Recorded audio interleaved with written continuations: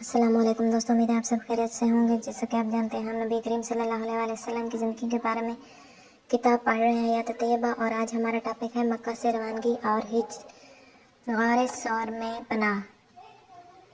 مکہ سے روانگی۔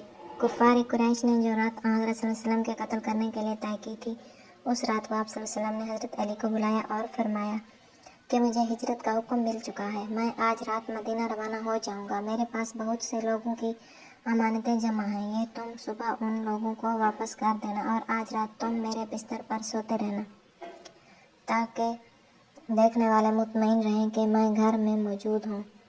کفار قریش ایک طرف تو آپ صلی اللہ علیہ وسلم کے خون کے پیاسے تھے، لیکن اس حال میں بھی آپ صلی اللہ علیہ وسلم ہی کو ایسا امانت دار اور دیانتدار سمجھتے تھے کہ اپنی امانتیں اور مال لا کر حضرت صلی اللہ علیہ وسلم کے پاس رکھتے تھے۔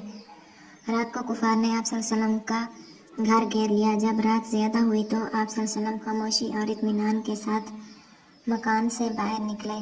اس وقت سورہ یاسین کی آیات فَأَغْشَيْنَاهُمْ فَهُمْ لَا يُبْصِرُونَ تلاوت فرما رہے تھے۔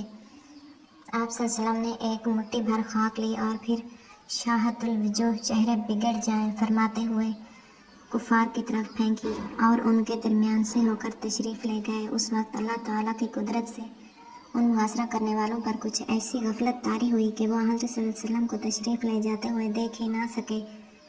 آپ صلی اللہ علیہ وسلم حضرت ابوبکر رضی اللہ تعالیٰ عنہ کے مکان پر تشریف لے گئے اور وہاں سے ان کے ہمراہ مکہ سے باہر جا کر غار ثور میں چھپ گئے۔ غار ثور میں پناہ۔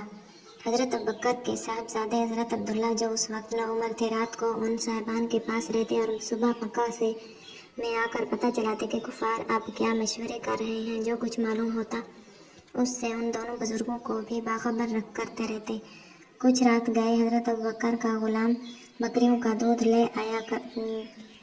لے آتا یا کبھی گھر سے کچھ کھانا پہنچ جاتا۔ اس طرح 3 راتوں تک یہ دونوں صاحبان وہاں ٹھہرے رہے۔ صبح کو جب کافروں نے دیکھا کہ حضرت صلی اللہ علیہ وسلم مکے سے ہجرت فرما گئے تو بہت پریشان ہوئے اور آپ صلی اللہ علیہ وسلم کی تلاش میں ادھر ادھر دوڑ پڑے۔ ایک بار یہ لوگ آپ کو ڈھونڈتے ڈھونڈتے عین اس غار کے منہ تک آ گئے جہاں حضرت صلی اللہ علیہ وسلم اور حضرت ابوبکر چھپے ہوئے تھے۔